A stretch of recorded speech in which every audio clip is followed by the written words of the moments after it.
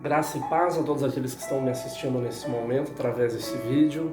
Quero compartilhar rapidamente com vocês uma palavra bastante conhecida que se encontra no Salmo de número 23, um salmo escrito pelo salmista Davi, que diz a seguinte forma: O Senhor é o meu pastor e nada me faltará.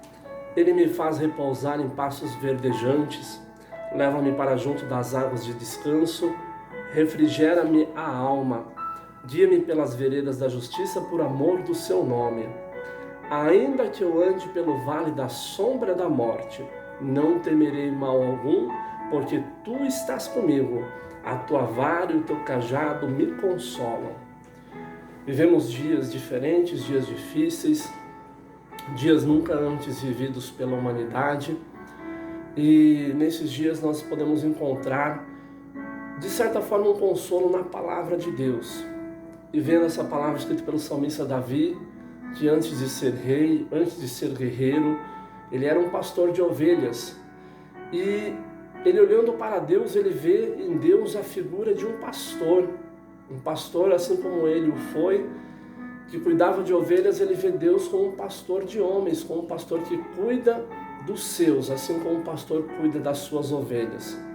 Ele começa o salmo dizendo que o Senhor é meu pastor e nada me faltará. E diz também que o Senhor leva-nos para pastos verdejantes. Podemos aprender algumas coisas com este salmo das funções que um pastor tinha naqueles dias. Em primeiro lugar, um pastor ele era um provedor de alimento, levava as suas ovelhas para pastos verdejantes.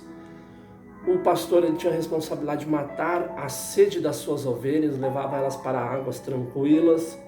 E também ele tinha a função de acalmar e aquietar as suas ovelhas, porque a palavra nos diz que leva-me para junto das águas de descanso, lugar onde elas poderiam ficar tranquilas. Mas isso não significa que o pastor sempre conduzia as suas ovelhas em lugares tranquilos, em lugares aconchegantes. Havia também os momentos onde ele, para conseguir levar as suas ovelhas até esses pastos verdejantes, elas passavam por lugares que talvez não eram tão belos. Mas assim como Davi levava as suas ovelhas muitas vezes por lugares que talvez não eram tão belos, não eram tão agradáveis, mas ele sabia que lá na frente ele levaria elas para uma situação de descanso, para uma situação de alimento. Assim também Deus muitas vezes nos conduz por situações, por momentos, e que sabemos que lá na frente nós vamos ter algo melhor da parte de Deus. E nós, assim como essas ovelhas, que eu creio que elas confiavam tanto em Davi, que mesmo quando elas andavam em lugares que não eram tão belos e tão agradáveis, elas se sentiam tranquilas porque elas sabiam e confiavam no pastor ao qual elas estavam seguindo. Assim nós também sabemos o Deus que nós servimos, e que mesmo no meio da tribulação, mesmo no meio da luta, mesmo no meio do vale da sombra da morte, não temeremos mal algum, porque tu estás comigo. A tua vara e o teu cajado me consolam, ele diz no versículo de número 4. E apesar de alguns interpretarem esse texto dizendo, achando que o pastor tinha prazer em usar a vara para muitas das vezes bater nas suas ovelhas quando elas eram desobedientes, a função da vara e do cajado eram totalmente diferentes disso. Em primeiro lugar, a vara ela tinha uma função de que quando o pastor juntava as suas ovelhas dentro do seu curral de ovelhas, ele estendia a sua vara e elas passavam por debaixo da vara dele, e junto com isso ele contava cada uma delas. Então quando a ovelha passava por debaixo desta vara, ela sabia que ela era a propriedade daquele pastor. Se você está embaixo da vara e do cajado de Deus, é porque você é propriedade exclusiva de Deus. Então não tenha medo, não tenha temor. A outra função da vara e do cajado era justamente lutar contra os inimigos que tentavam pegar o rebanho. O pastor naquela época não usava uma arma, não tinha uma metralhadora, não tinha nenhum tipo de armamento, mas a arma que ele usava era a vara e o cajado. Então sabemos que quando Deus, aleluia, quando estamos embaixo do cajado e da vara de Deus, é porque estamos protegidos dos nossos inimigos, é porque Deus está nos guardando. E ainda, além disso, o cajado, ele era, no seu início, ele era curvo. E ao ele estar curvo, ele servia para justamente guardar as suas ovelhas, Ele servia para justamente pegar as suas ovelhas quando elas estavam caindo no aprisco, quando elas estavam perto de algum perigo, servia para puxá-las de volta. Então sabemos que nesses momentos difíceis, muitas das vezes Deus usa a sua vara, o seu cajado, para nos trazer de volta para perto dele.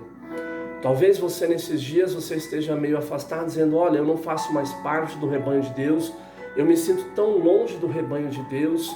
E eu quero te convidar a você voltar para perto do rebanho de Deus. Se um dia você já fez parte desse rebanho, ou você que ainda não fez parte desse rebanho, às vezes no meio desses momentos de crise, eu escuto pessoas falando, mas até que eu fui tão egoísta, eu nunca falei com Deus, por que agora no meio da dificuldade eu vou falar com Deus? É justamente no meio da dificuldade que Deus quer ouvir você.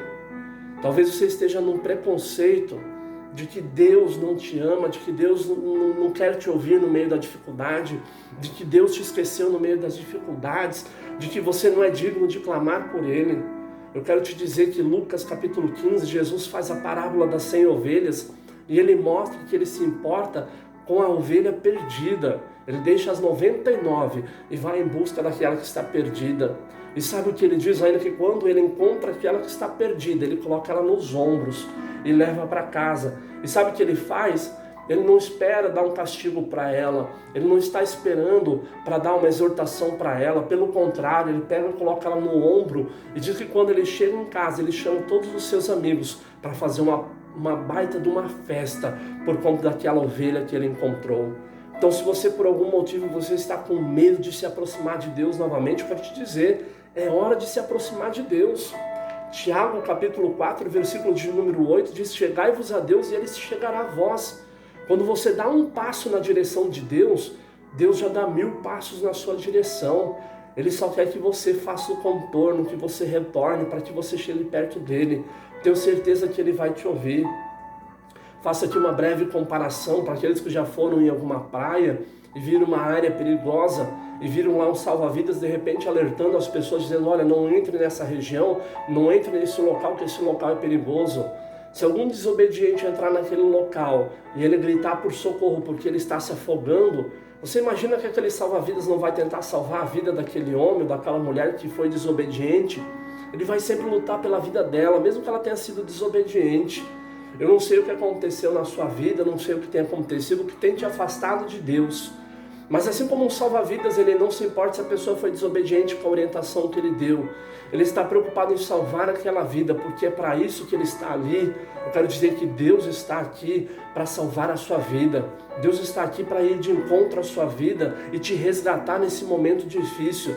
Não tenha medo, não tenha vergonha de clamar para Ele. Não pense que os ouvidos dele estão encolhidos, não pense que os olhos dele não te veem, porque os olhos do Senhor estão em todo lugar. Ele enxerga o que está dentro de você nesse momento, Ele enxerga o que você está passando dentro de você, Ele enxerga esse turbilhão de pensamentos, esse turbilhão de medo, mas nesse momento Ele quer te chamar para perto dele, para que mesmo no vale da sombra da morte, você não tema mal algum. Amém? Que Deus abençoe a sua vida, que você possa voltar para Deus, que você possa voltar a ter um encontro com Deus. Não tenha medo de buscar a Deus. Cuide-se também nesses dias, são dias difíceis, não é porque você está perto de Deus que você pode vacilar.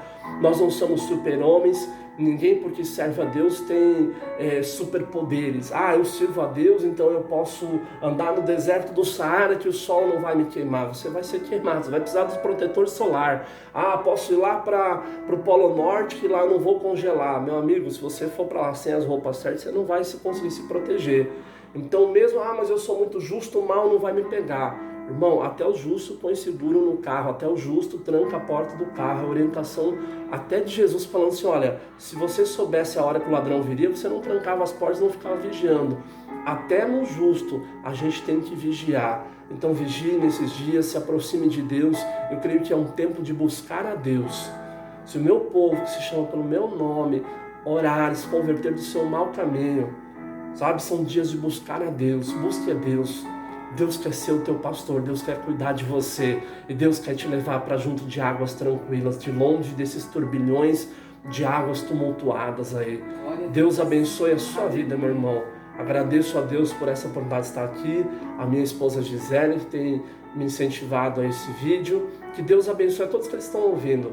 Esse vídeo aqui não é para buscar curtidas nem nada, mas se você sentir no seu coração de compartilhar esse vídeo com alguém que está precisando ouvir uma palavra dessas, fique à vontade. Se Deus colocar alguém no seu coração para você mandar esse vídeo agora, fique à vontade, que Deus abençoe a sua vida grandemente.